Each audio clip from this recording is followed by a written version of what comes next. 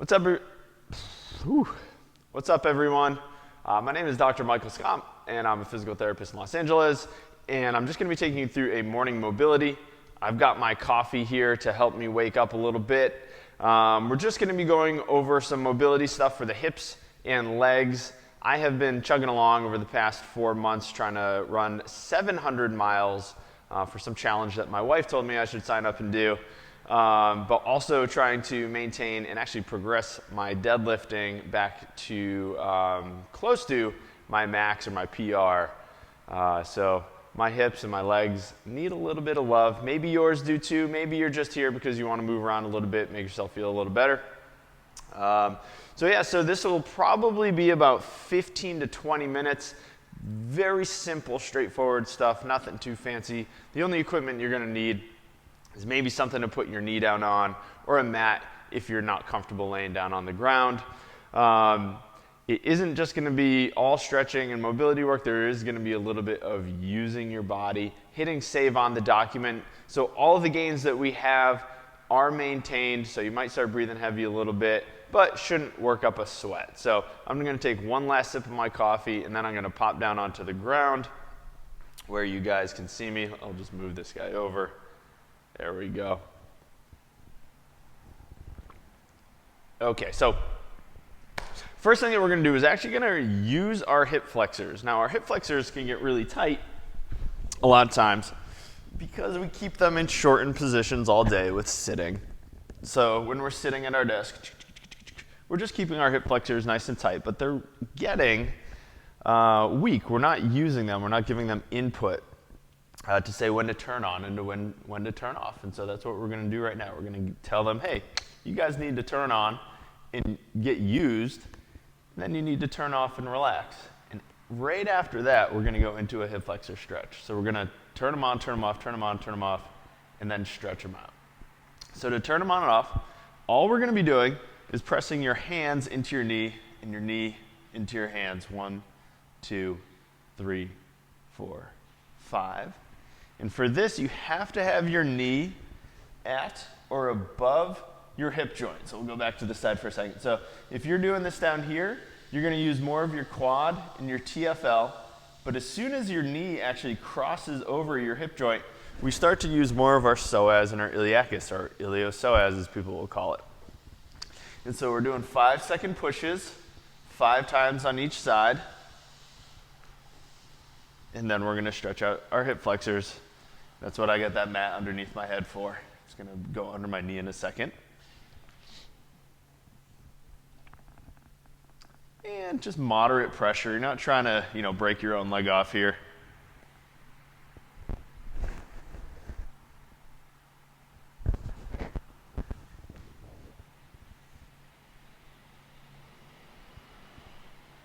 I think I got one more on each side.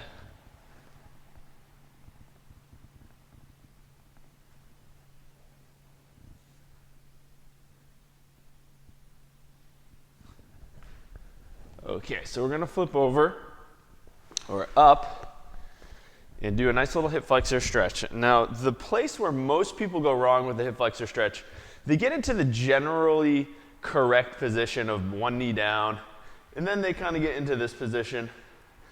Maybe they feel a little bit of a pull, and they say, oh, maybe I can push myself a little bit more, and they end up leaning back. But by doing so, what we're doing is we're putting a lot of pressure on our low back. Our low backs are usually already a little sensitive because either we're sedentary, we're sitting all day, we're not using our back muscles. So there's a lot going on in our spines that people are already aware of usually, and leaning back and trying to push our hips forward isn't necessarily going to help that. So what I like to have people do is tuck your toes in back, because we're going to be working on some big toe mobility too. That's like a whole other dissertation that I could tell you about the big toe and why that mobility is important. Just trust me, tuck the toes under if you can. You're going to tuck your pelvis under next, so we're creating a posterior pelvic tilt. So if you have your pelvis, and you think of it like a bowl of soup, from the side you want to pour some soup out of the back of your bowl. So you're tucking, then you're up. Now, a lot of you might already feel a really good stretch, but I'm not having to lean back, so I'm not compressing my spine, and I'm not having to shift my hip forward. So once again, we're going to tuck come up. And now if you don't feel too much of a stretch, I want you to move from your hip to your shoulders forward, not just your hips. So you're gonna actually come forward here. Now you might feel a stretch right in the front of your hip, maybe where your front pocket is. That's perfect. But if you don't feel that stretch, come back, grab that foot, tuck the pelvis, and come up nice and tall. Ooh. If you need something to hold on to, that's fine. This isn't a balance exercise. So you can, hold on to whatever you need to, but we're gonna be here a minute. So I was talking a little bit at the beginning. So we're coming up, we'll say about 20 seconds left on this side, and then we'll switch and go to the other side.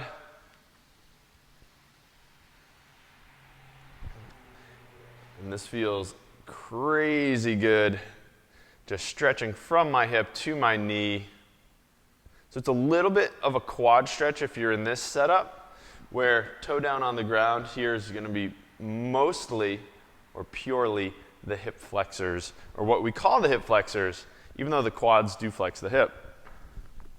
So once again, big toe down and back, tuck, and come up. And you say, okay, do I need or should I grab my foot to get more of a stretch, or do I already get enough just being in this position?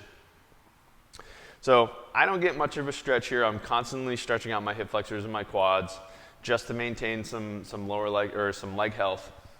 So I'm going to reach back, try to avoid a hamstring cramp, tuck my pelvis a little bit, shoulders are nice and tall, and we've got about 60 seconds here. Just breathing. Stretching should never be something that puts you into panic breathing. You shouldn't be huffing and puffing. You shouldn't be sweating because of pain.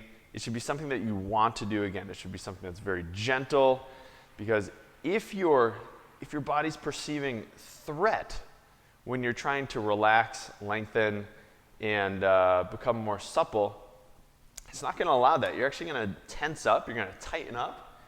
And as a result, you might actually start feeling more tension and more pain because of your stretching if it's too intense. This isn't not a scenario where no pain, no gain applies, okay?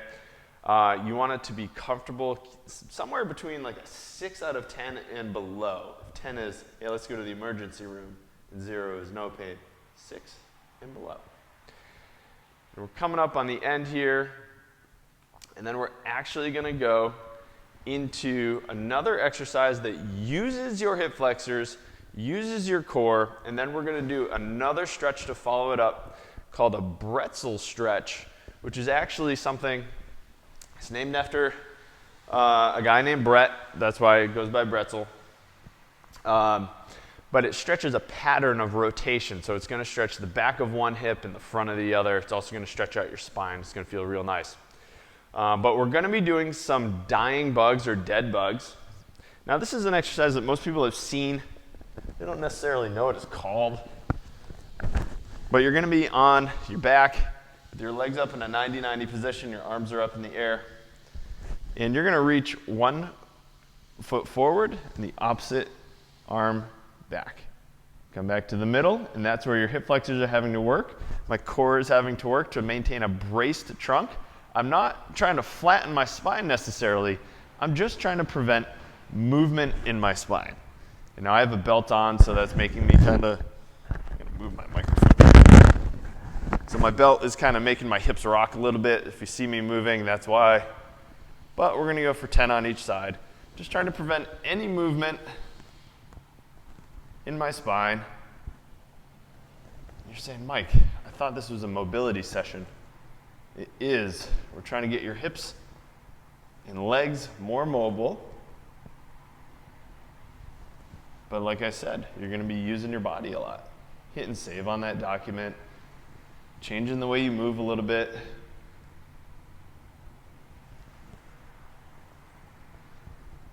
So I can feel my left hip flexor is working a little harder than my right. And I'd say that my left hip flexor is a little tighter than my right.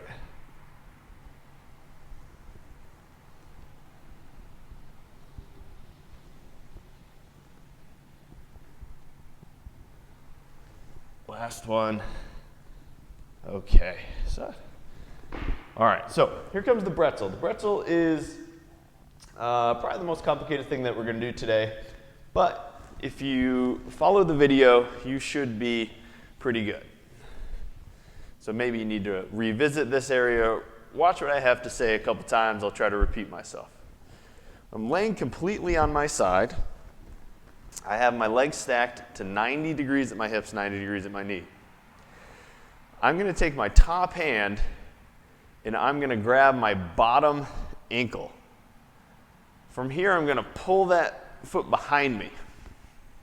So now, I'm almost in that same hip flexor stretch position where I have one knee down, 1 foot forward or one knee forward, and I'm kind of stacked up between my hip and my shoulders. I'm then gonna take my bottom hand and come under my top thigh. So now I'm supported here. So once again, top hand comes the bottom ankle, bottom hand comes under top thigh, and then I'm gonna try to roll my shoulder, my top shoulder, excuse me, backwards. So I'm gonna be stretching out my top buttock, but my bottom quad and hip flexor. Let's see if I can see the clock here. And we're gonna be here for about 60 seconds, and then we're going to the other side.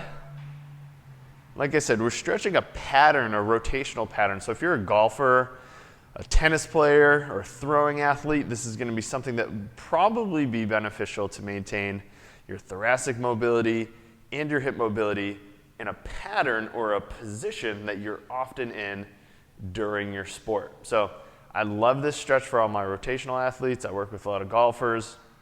We do some variation, some modification of this for basically everybody during every session because of that.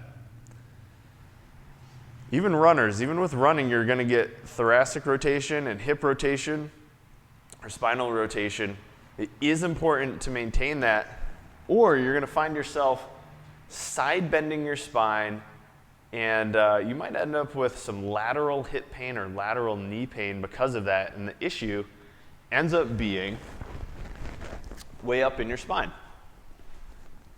All right, so we're flipping sides here.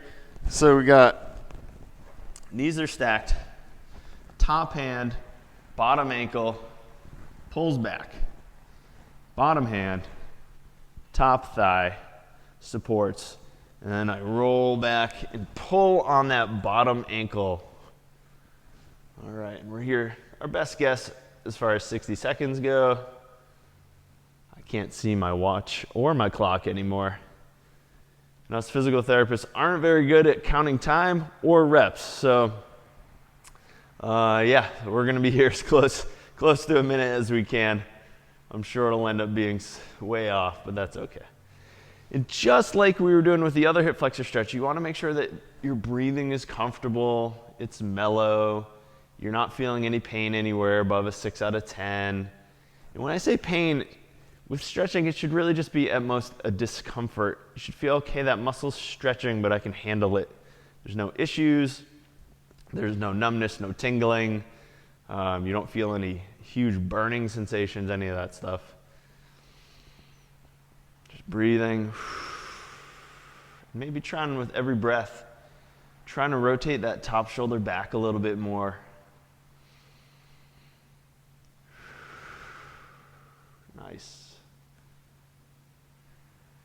And in a perfect world, I'd be trying to get my top shoulder down to the ground.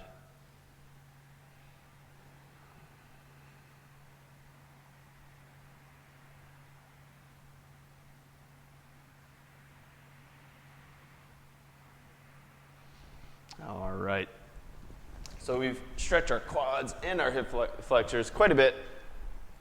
We're gonna be stretching out, ooh, that's fun. Look at that hair. We're gonna be stretching out the backs of our hips a little bit. A lot of people say, oh, it's a piriformis stretch. Well, there's like 6 other muscles that do the same exact, not same exact, but that do similar movements as the piriformis. It's a back of the hip stretch, posterior hip stretch, and it's a pigeon pose. So with pigeon pose, a lot of people will get into this position of bringing the leg forward, and you have your Shin, people will say perpendicular to your trunk. I think whatever you can get into in this position is fine, okay? You're gonna actually point your toes in the back, but where most people diverge in their pigeon pose from where I like to be is most people will come down here and be like, oh yeah, I feel a really good stretch.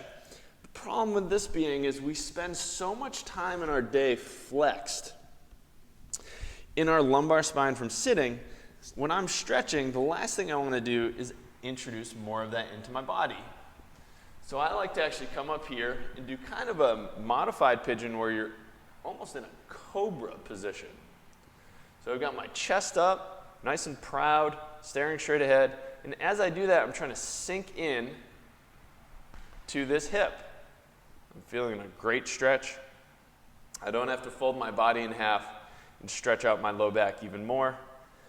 I'm getting the stretch where I want to, which is that posterior hip. I'm stretching out my glute medius, glute minimus, piriformis, and all the other hip rotators that sit back there that get tight, maybe through disuse, maybe because we don't give them a bunch of input throughout the day. Instead, well, besides sitting on them, that's pretty much all we do. All right. And in 10 seconds, we're going to switch sides. Stretch out my left side.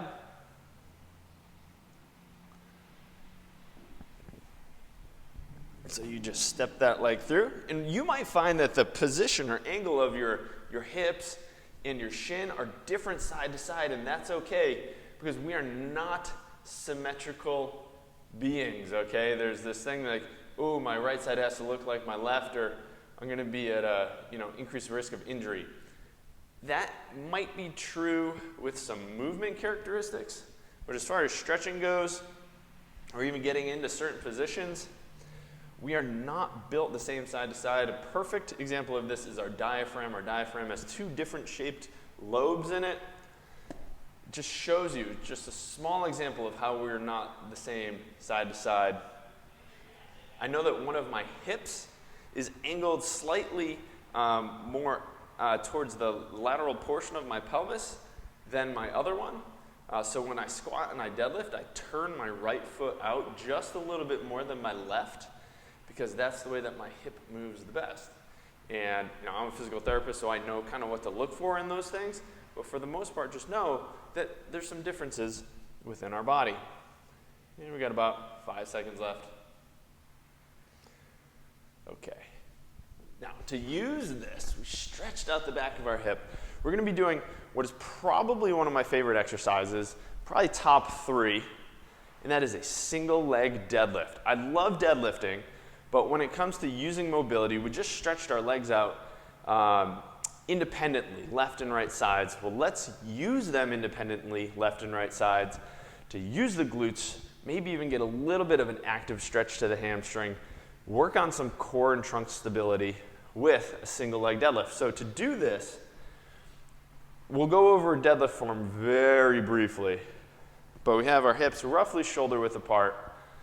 Your hips hinge back, meaning that your hips go back first, then your knees bend, and what you'll end up with is more of a bend at your hip joint than your knee joint. That's basically the gist of a hip hinge or a deadlift. Now what a single leg deadlift is just taking one of those legs away. So you're gonna have to shift your weight onto one side. If you have issues with your balance, please hold on to something. This is not a balance exercise. We're just going to use our glutes, our hamstrings, and our quads a little bit to kind of pattern in all the gains in mobility and flexibility that we just went over with the pigeon pose or the modified pigeon. And so what you're gonna do is you're gonna shift your weight. In this instance, it's going to go onto my right side. I'm going to shift our weight. I'm going to drag my left foot back while keeping a straight knee on the left. Now, as I do that, I'm going to have to bend my hip and bend my right knee. And it's going to come up. And then I'm going to push through my right leg, through my glute, and stand up tall. Now, every rep isn't going to go that slow. I just wanted to show you some good form. But we're going to go for 8 on each side. So I've got 7 left on my right, and then I'm going to do 8 on my left. I'm dragging that foot back, keeping my knee straight, hinging, I'm not going down far enough where I bend my spine. I don't want to find myself in this position with a bent spine. It's the same thing as the pigeon pose, where I want to maintain good spinal position and get all that work in my glute and my leg. So I go down as far as I can without bending my spine, and then I'm up. Put your hands on your hips. You can put your hands out to the side. You can put them straight ahead or down. That one's up to you.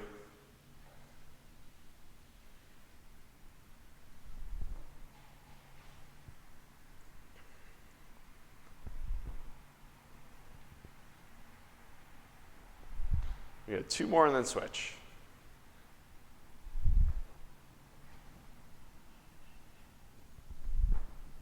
Okay. I got some squishy shoes on today too, so my balance is also being challenged with this. If I need to, I'll hold on to something. 8 times this side, and then we're back onto our backs for our final little calf and hamstring stretch. Active mobilization for the posterior chain of our leg. Might even help if you have some sciatica.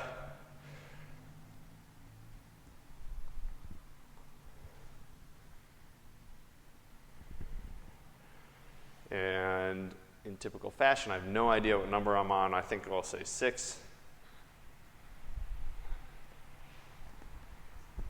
And 8. All right, so last stretch. 10 reps on each side. We're heading back onto our backs. And you're going to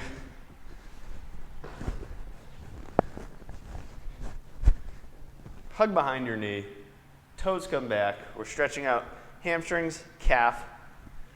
Basically the whole posterior chain of the leg. We just did our glutes a second ago. But what most people don't know is that your calf muscle actually crosses your knee joint and inserts up on the back of your thigh. Your hamstrings come down, they cross your knee joint and insert down into your calf. So it's best to stretch them together, or I like stretching them together. So you pull your toes back to put your calf on stretch, then you're trying to straighten your knee as much as you can 10 times. With control, and then we're gonna use our hip flexors and quads to actively stretch both of these in a second, and then we'll be all done.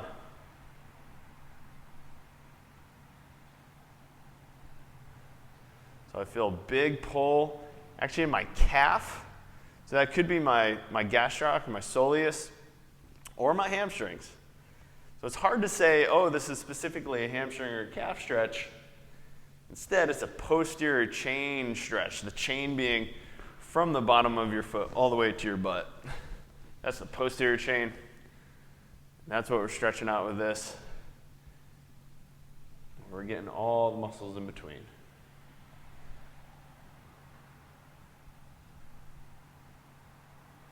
And once again, you just want to feel that 6 out of 10 stretch. Nothing searing, nothing intense.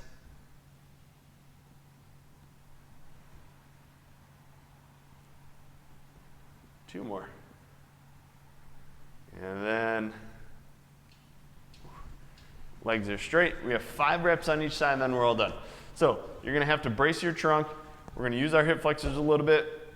It's okay to use them. It's not going to result in them being any tighter. If anything, they might loosen up once you use them. Hands are out to the side.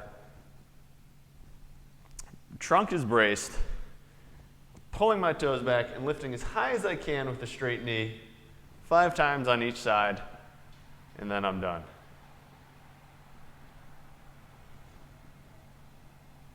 One more. You have to keep your opposite heel down on the ground, so if you're lifting up, you don't want to see that little compensation. You just go as high as you can with a straight knee. It doesn't matter how high you go, but it matters that you do it right. And last one. Okay. All right, so that was a great little session.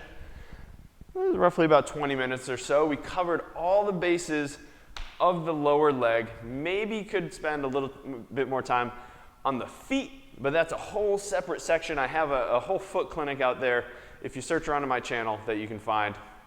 But really, really simple, not necessarily easy depending on how tight or how immobile you are, But hopefully this can keep you being active or get you to be active, maybe reduce some of your pain or your aches. And yeah, you know, if you have any questions, please reach out.